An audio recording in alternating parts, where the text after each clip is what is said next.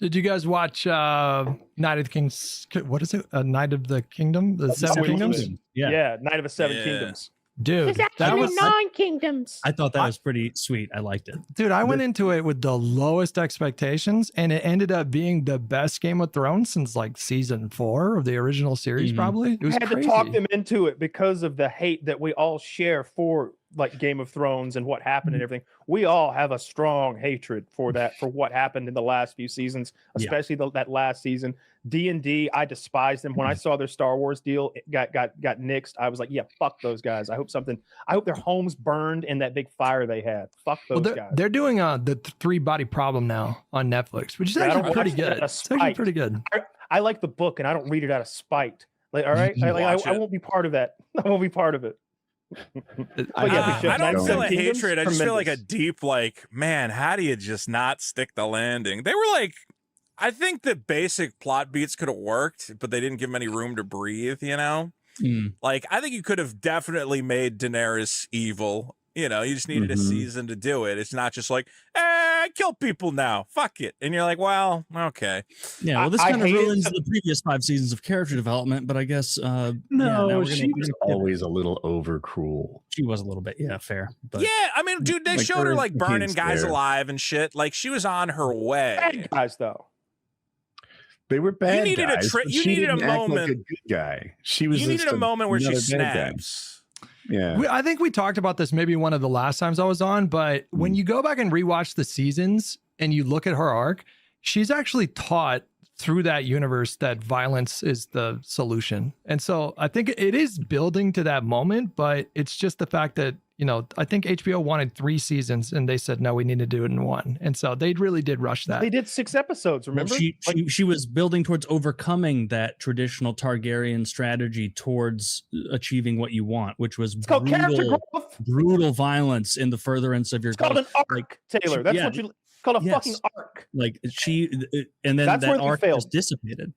Because they only did 6 episodes and ended that season so short, when it should have been at least another season, maybe even another season after that, to really, if you go back to the first season and see how slow the wheels move, in the second season, how slow we're barely moving. And then by the time you get to the 6th and the 7th and 8th seasons, we're teleporting around the 7 kingdoms like it's nothing. The last time you saw a character there in King's Landing and whoopsie daisy, I'm at the wall, or vice versa, just zipping around, and it ruins that. Like, the size of the continent was a character in its own way, where it's like when you said that, oh, like bad things are happening to my family, but they're happening in King's Landing, it's like, oh well, shit.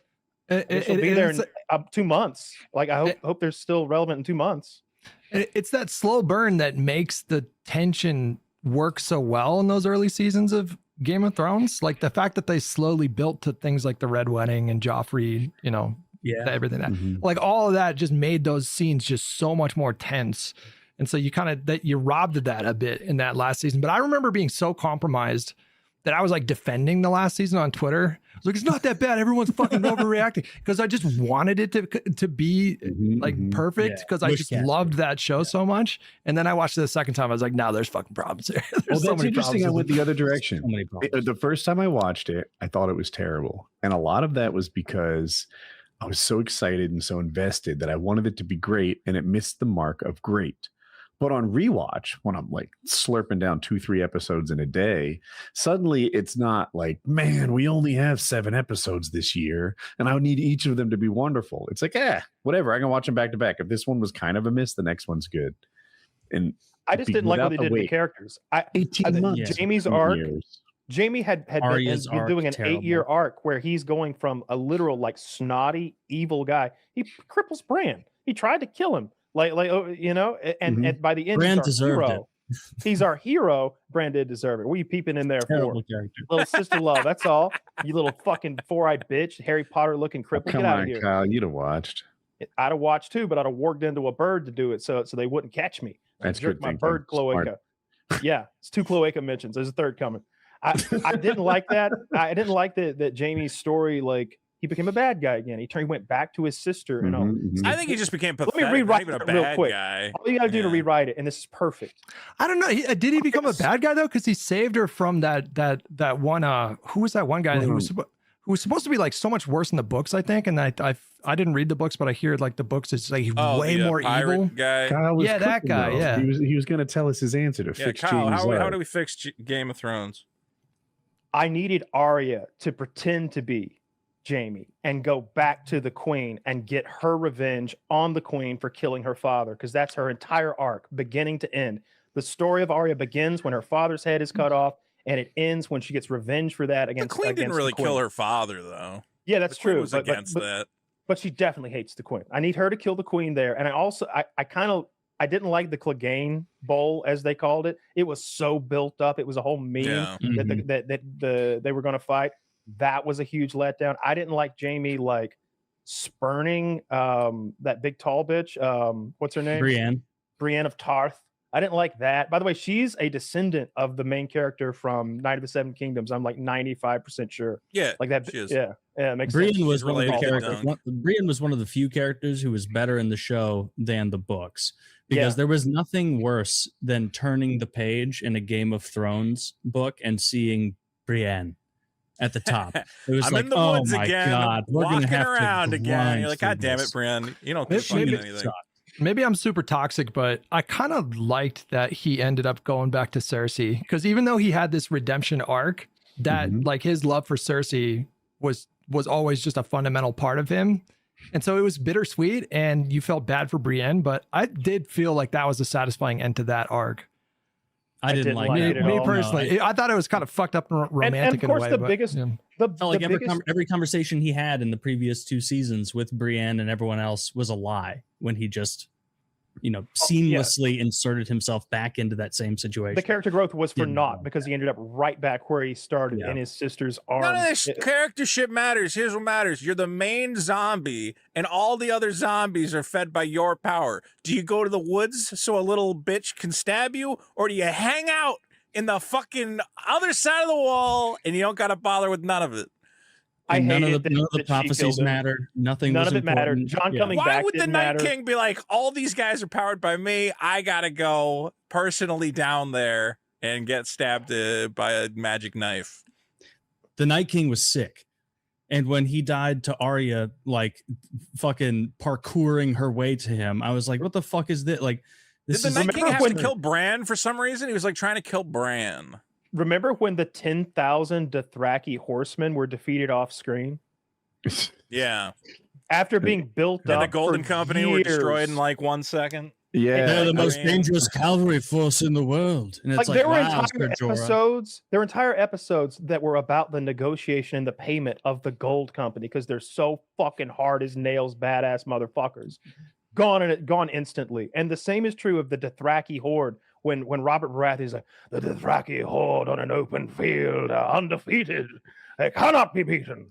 And it's just like, oh shit, they got it. And then, obviously we hang out with Khal Drogo for a while, and you realize these guys aren't fat old men. There's not an old guy among these guys. Everybody's like a 25-year-old badass, and they like live to fight. Yeah, I should have mentioned all of their battles involve, unarmed farmers. They're very good at slaughtering women and children. They have never fought immortal ice beings from the north. Kyle said they were beat off screen, and he's if I recall correctly, that's mostly right, but they were actually beaten in the dark. You just saw the torches go out. Yeah, you know what nobody's talking about? That's worse. If you told me a story of how they lost, I'd have liked it better than seeing the torch. Because remember the Red Witch, whatever her name is, Missandra.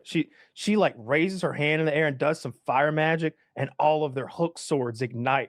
I was like, oh shit, this is gonna be insane. I expected us to go like POV of like a Dothraki badass as he rides headlong through like hundreds of yards of ice demons, and every time he hits one, they explode. And the cinders of him that touch other ones make them explode. And they're just screaming like Apache, making their way through the ice people, clearly going to win the day. And then Zombie Ice Dragon shows up and does a zombie ice breath right over the top of the Dothraki. Do that for me, and I won't mind. Don't kill them off screen like they're peons. Dude, or they spent fucking 5 minutes of that Zombie episode ice having dragon Arya sneak wipes around them a out. library. Ugh. Hold on. Zombie ice dragon wipes him out.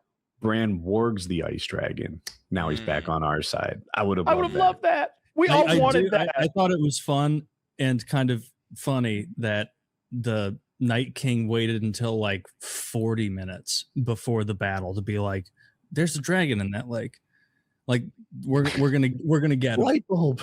Like let me throw you another little nugget. What if the reason that the I can't the head Lannister who died, what was his name? Tywin.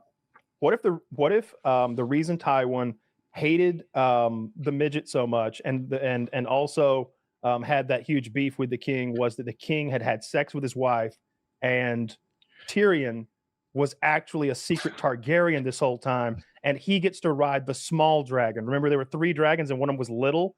I was thinking the whole time through, like, if there's a scene where she tries to use the dragon to kill Tyrion, like she puts Tyrion to the trial and she's like guilty, fucking says the magic word to make the dragon blow fire, and it nuzzles Tyrion, and that would have been so. And then fucking Tyrion on a dragon flying through the air. I think he even has a quote. He has a quote at one point, like early on, where he's like crying about some shit about how bad his childhood is, and he's like, "I always wanted to fly," and I'm like, "Oh shit, foreshadowing." They're going to let him fly by the end. Remember this moment. That undermines Tyrion's position of power. Like, he's not meant to be a physically powerful guy. Like, he's powerful in other ways.